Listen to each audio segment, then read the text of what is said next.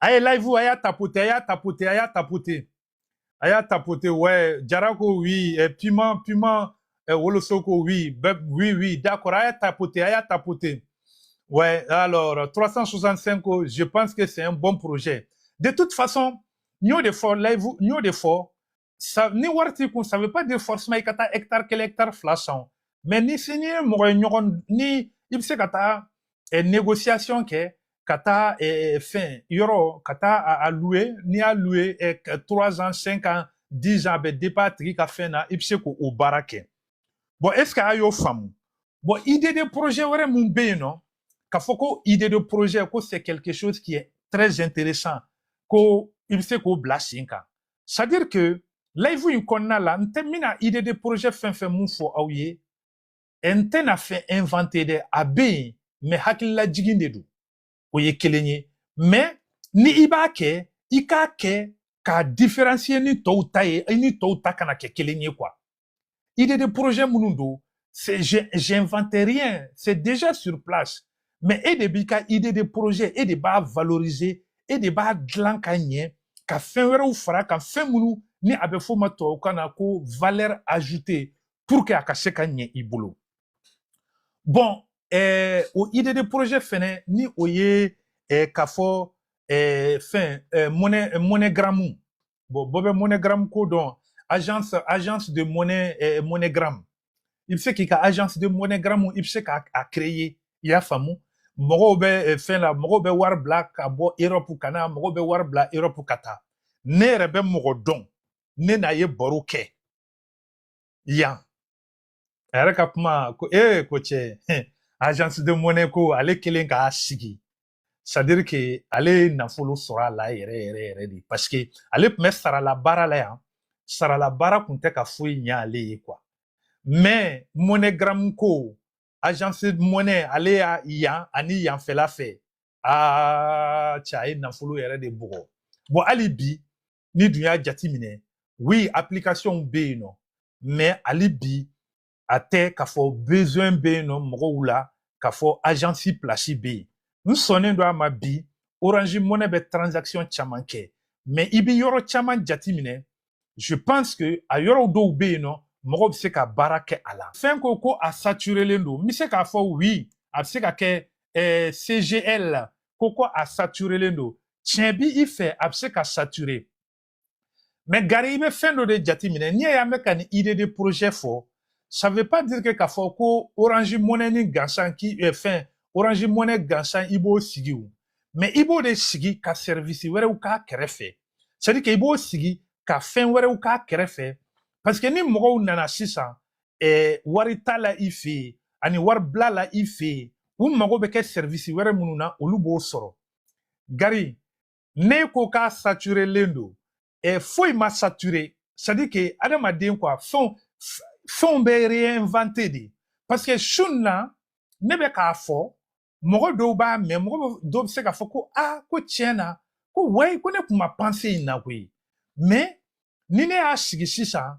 an ka fan fɛ, donc n bɛ se ka produit wɛrɛw feere a yɔrɔ kɛrɛfɛ, n'i y'a yɔrɔ aménager ka ɲɛ, cɛ mɔgɔ kana filɛ koyi ko wari bɛ ci Orange Money ni fɛnw na, mais n'i y'i ka yɔrɔ in sigi ka ɲɛ, i bɛ photocopiew kɛ, i bɛ photocopiew kɛ, i bɛ service misɛn wɛrɛ n'u k'a kɛrɛfɛ, mɔgɔ bɛna wari ta, i bɛ mɔgɔ reçoit ka ɲɛ, cɛ n ka cɛ, n'i bɛ clientw nadon, clientw tɛ fara i ka yɔrɔ la dɛ, hein? I bɛ se ka baara misɛnnin caman k'a kɛrɛfɛ, qui fait que i ka yɔrɔ mɔgɔ tɛ ban a la quoi. C'est des idées de projet. Je dis pas que a bɛ bɛn bɛɛ ma, walima bɛɛ bɛ se k'a kɛ. Bon, surtout,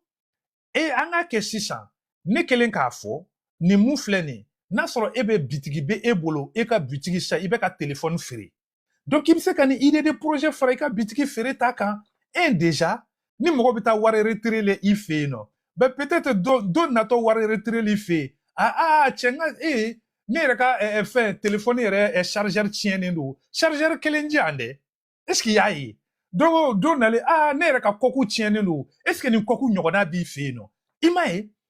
T'as une boutique, mais i bɛ se ka fɛn MoneyGram fɛnɛ k'i ka boutique la, ce qui fait que wari don caman bɛ yen nɔ n y'o de fɔ n bɛ ka fɛn fɛn fɔ live in kɔnɔna la a tɛ k'a fɔ ko a ɲɔgɔnna tɛ yen a bɛɛ bɛ yen nɔ non moi j'invente rien en fait ne bɛ ka hakililajigin de kɛ mais ka mɔgɔw hakili la kunu ko kuraw kan ko kura minnu bɛ se k'a to i bɛ se ka fɛn dɔw bila sen kan parce que an ka wari kalanso in fana dabɔra de an ka ɲɔgɔn sɔn hakili la nafolo n'a b'i bolo a ka se ka bugu nafolo n'i b'a sɔrɔ i ka se ka kɛcogo wɛrɛ k'a la kɛcogo minnu bɛ se k'a to i bɛ nafa sɔrɔ a la est ce que aw y'a faamu sinon foyi tɛ saturé foyi saturé ni fɛn bɛ saturé ji bɛ ka feere kare kɔnɔ tan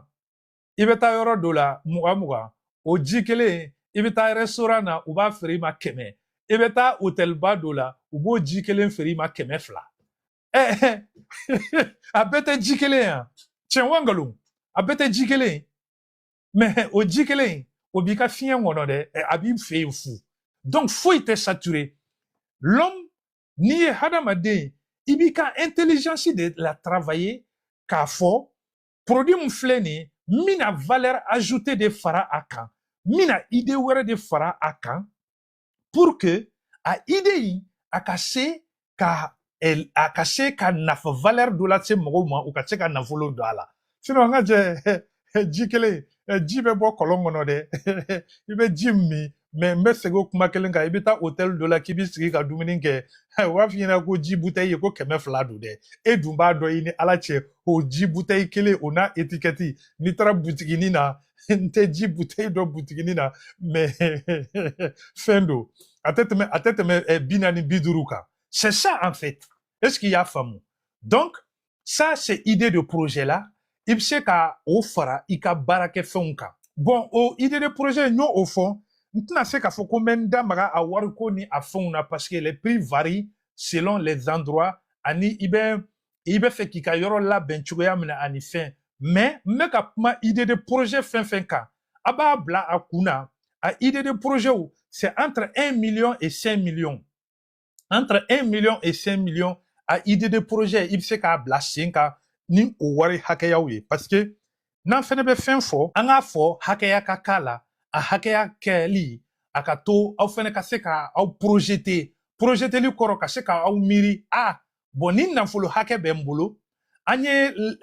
live in masala baro kɛ donc Musa ko ma à partir de 1 à 5 millions n bɛ se ka nin projet n bɛ se ka entamer baro in bɛɛ lajɛlen b'o o de kan a y'a faamu voilà donc fɛn dɔw fɛnɛ bɛ yen nɔ o ye ale fɛnɛ nafa b'a la bi Mali la parce que i bɛ se k'o projet fɛnɛ bila sen kan ka kɛ distributeur de kit électrique solaire ye